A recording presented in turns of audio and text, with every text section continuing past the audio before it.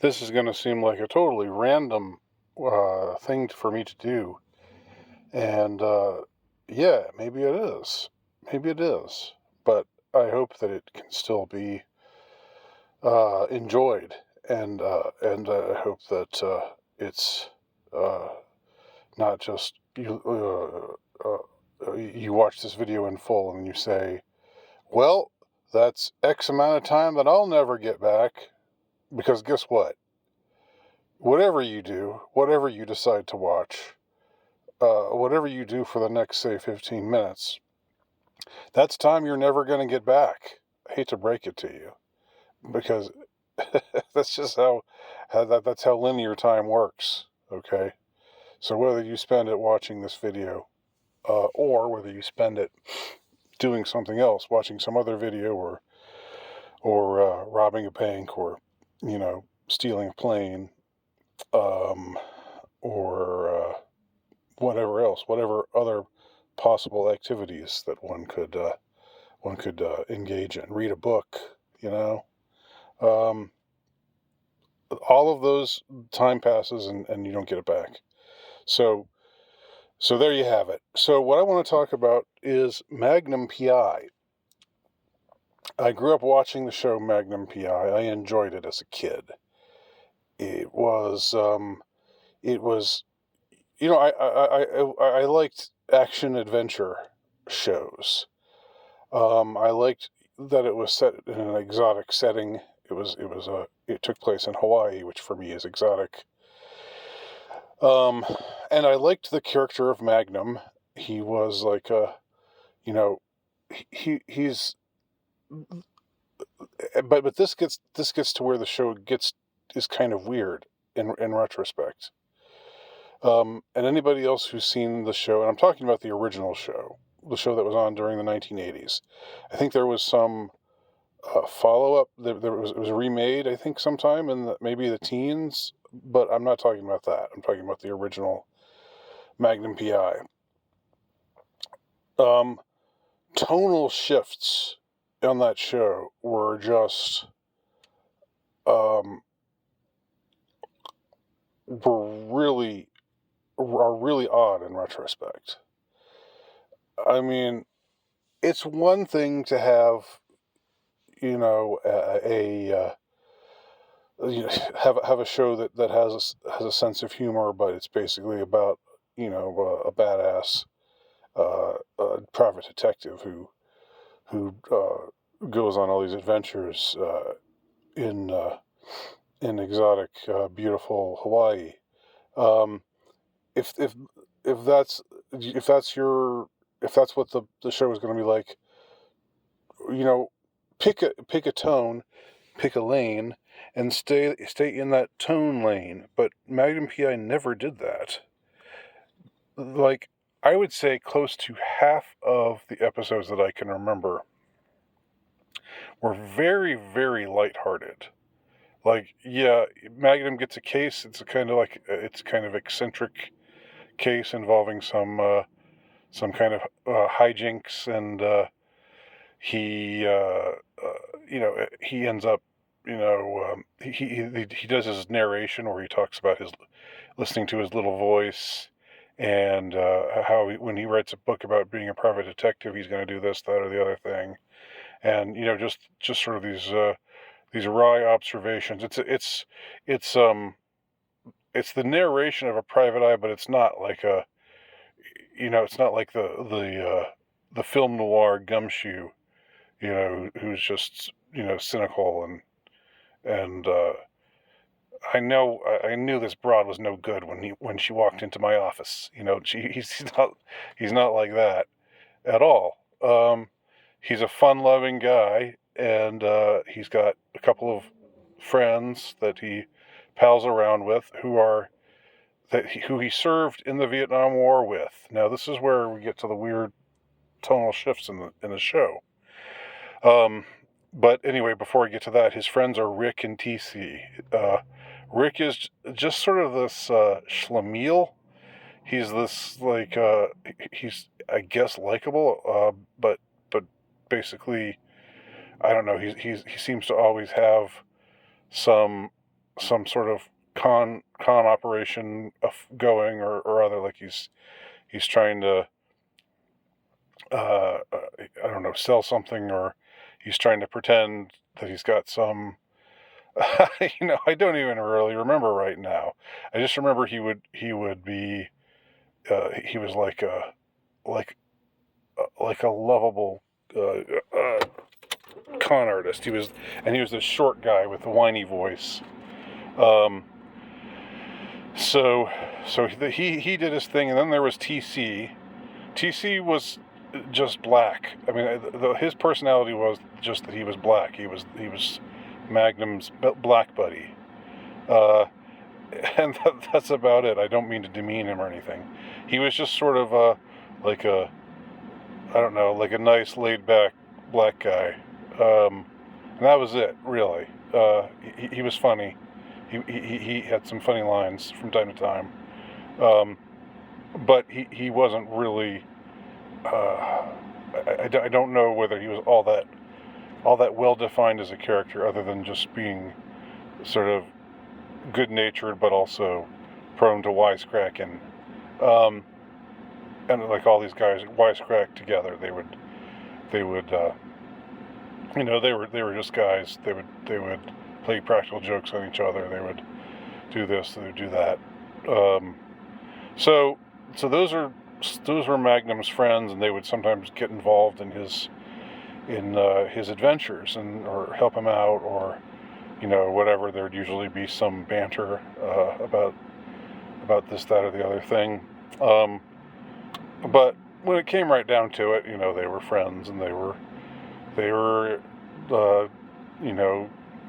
going to help each other out, and so forth, which is nice. It's nice to see guys and their friends just sort of being there for each other, but still being guys. And then there was Higgins. Now Higgins was like my favorite character. I loved Higgins. Higgins was this British, this like super pompous British guy. I was going to say old, but he wasn't really that old. He was, I guess, in his 50s, and he was was he the man who supposedly was taking care of the house? There's this big, beautiful mansion, and it's owned by a man named Robin Masters, who we never see. But Higgins is the caretaker of the house, and Magnum gets to stay in this nice, like this cool, like kind of apartment that adjoins the house, or maybe it's just a part of the house. I just remember there's an upstairs, downstairs. It's like a cool bachelor pad sort of place. But Higgins is always coming on and being kind of low key sassy, and telling Magnum he's not, he needs to step up his game. But I don't know what did Magnum have some kind of job that he was supposed to be doing at the estate? I don't really remember. Maybe, why did he get to stay there? I mean, was he not paying any kind of rent? What was the deal there? I guess those questions eluded me as a kid. They weren't really important to me. I didn't really think about them. But I loved Higgins, and the banter between Higgins and Magnum was just fantastic. It was so funny. There, and it was another thing where, like, deep down they liked each other. They were going to be there for each other, but it was a much more troubled. It was much more of a like there was the banter was much sharper between them, and so Higgins would come around. He's this short guy. And I think in real life, the actual actor who played him was like from Texas, but he was so convincing as this pompous Brit that he was great. Again, Higgins is my favorite. I'm Team Higgins. But so he would. I think in the opening credits you see him doing like taekwondo, and he's got these two Dobermans that he's always taking around with him. He's kind of effete. He's a little effete acting, and like in today's world, you would ask you might kind of say, well, he's a little fastidious. He's a little effete. He's not married. What's up with that? What's up with that? But you didn't really think those kinds of things back then. But he was definitely a priss pot. So that also adds to that whole dynamic. But anyway, he had these two Dobermans that he called Zeus and Apollo, the lads, and I think the lads were like they looked mean, but they were really sort of bark is worse than their bite kind of thing. All right. So you had all these characters who were likable, and that you had this great comic banter going on, and you had Thomas Magnum doing these voiceovers, which were amusing,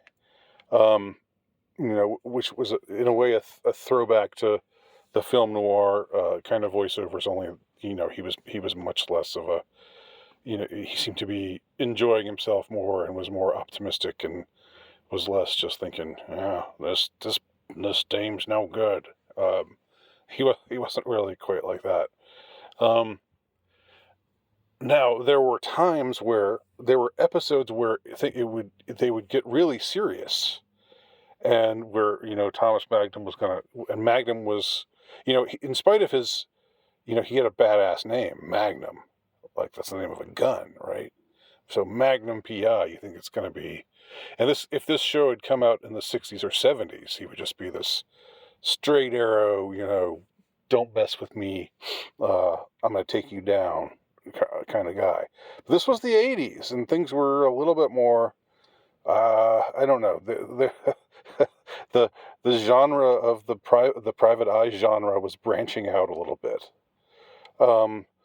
So most of the time he was, even though he's this like the sexiest man alive, I think he was People Magazine's choice. He was this well-known handsome hunk, with the iconic mustache and everything. But he wasn't, most of the time he was just like a regular guy. He had all these foibles. He had all these, he was he was doing the private investigator thing. And he could kick ass when necessary, but there were also times where he was just sort of, you got the impression he was a little out of his depth, or he would misjudge things, amusingly and what have you. But you watch the credits, and you would see like him assembling his gun and looking all tough and determined, and then driving around in his red sports car down the exotic Hawaiian roads, and pulling up and doing that eyebrow thing, like like that that gesture you make, I guess, like sort of Groucho Marx, where you flick your eyebrows up and down. So that was he was kind of an avuncular bachelor type, but occasionally occasionally it would get very serious, and like he was really out for blood, and he was going to get it, and so occasionally tonally it would shift. And there was also they gave him this really sad, tragic backstory where when he was in Vietnam, he married a Vietnamese woman, and they had a daughter, and supposedly his wife and daughter were killed in a terrorist attack. But I think at some episode later, maybe he finds out that his daughter's not really dead. But anyway, why saddle this guy with that kind of backstory? You know, and if he has that kind of backstory, don't you want to make him into like a brooding sort of? Don't you want to make the show have a more serious tone? Um, like if we know that this guy has been through all that, you know, he's been in the jungles of Vietnam, in that pit of hell that was the Vietnam War, and he was married and had a child, and then lost his dear wife and child. Um, you know, like what do you like that? That's such a weird backstory to have saddled him with. And there was one episode I remember, like very pandering episode where they go back and they they have some friend who's MIA, you know, so they go back to Vietnam and find him, and it's like, oh, they're going Rambo. Like this was just right after Rambo was a hit, Rambo Part Two, First Blood Part Two. When that was a hit, it was like, okay, let's make Magnum this badass who goes back to Vietnam and saves his friend. But that's which would be fine, but it's so out of line with the familiar again the familiar tonal focus of the show, which is lighthearted, um, and you know, and Thomas Magnum is a pretty good private detective, but he's also kind of a buffoon at times. He's kind of a little, you know, over his head, and you know, there are times when you laugh at his expense, and you know, there are times when he sends up Higgins, you know, where he has some plays some joke on Higgins and really puts him in his place, and there's some times where Higgins, you know, just makes a very uh, wearying kind of bon mot that really puts Magnum in his place. So all this fun stuff on one level. There's all this fun stuff, and on another level, there's all this serious, tragic stuff. And so you have some episodes that are just totally um, totally, um, you know, completely serious and you know, suggestive of this man who has this tragic backstory. But that's not the Thomas Magnum that we see most of the time. Um, I remember the show was maybe premiered Sharon Stone. Maybe it was the first thing that Sharon Stone was ever in, like very early. Like, and man, she was well. I won't get crude here, but she was nice to look at. She was very pretty, and she but the role she played was so over the top.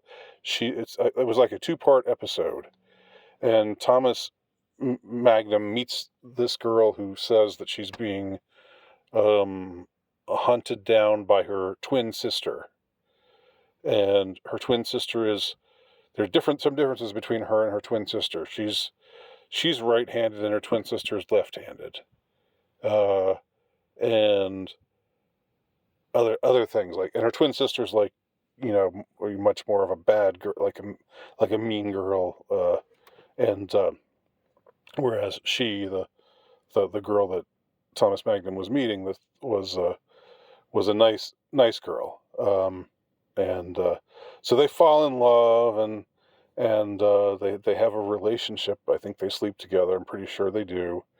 But Magnum finds out that this girl is actually, uh, you know, what we would call today DID, um, and she's got multiple personalities. So she doesn't have a twin sister. She lapses into this bad girl, this bad tough girl personality, uh, when when she feels she needs to. Stemming from childhood trauma, I think maybe she was beaten or abused or something like that. I can't even remember, but it's very over the top. Um, but again, tonally speaking, it's really. I mean, it's kind of campy actually when you watch it now, but it wasn't supposed to be campy. It was supposed to be really um, super like serious in tone, and it ends with the girl, Thomas trying to talk the girl out of. She has a gun and she's pointing it at him, and he's trying to say, "Look, we have something special. We love each other. Don't do this. We can work this out. I'll help you." And then she ends up turning the gun on herself, and Magnum shouts, "No!" And then we hear the gun go off. And that's the end of the episode. So, God. A two-parter episode where Magnum meets this messed up girl that he falls in love with, who's got multiple personality, uh, who's maybe going to be his new love, but now she's gone. Now she's offed herself. And the next time, like the next episode, there's no reference to it anymore. It's not like, oh, Magnum has been in bed for 2 weeks straight. He doesn't feel like eating. He doesn't feel like sleeping. Um, he's a mess. He's racked with guilt. No, it's just like on to the next adventure. And most of the time, the next adventure will be something like really lighthearted. Again, really fun and lighthearted. And when the show is fun and lighthearted, it really is fun and lighthearted. There's another episode that sticks out to me where these two disparate elements really mixed in a weird way. And in this episode, Rick, the schlemiel, the sort of con man schlemiel, the short guy, his buddy, his sister comes to visit him, and he thinks his sister is just the sweet and innocent girl. So this is kind of another another one of these. The sweet and innocent girl is not really so sweet and innocent, but it's a little different because she doesn't have multiple personalities. She just pretends to be a certain way when Rick is around. And because Rick is overprotective and kind of controlling of her. But when Rick disappears, then she wants to go off on her own and do her own thing and be wild. And so she ends up, she has this conservative dress, and she ends up taking off, and she's dressed like a punk. She's like a punk rock chick, um, you know, scantily clad, and she leaves Magnum behind and goes to this club called the Tijuana Tokyo. And I remember the name of the club, the Tijuana Tokyo. That stuck with me. And so that's it's some punk place. That's what TC says. Magnum says she left, and it's really it's humorous up to this point.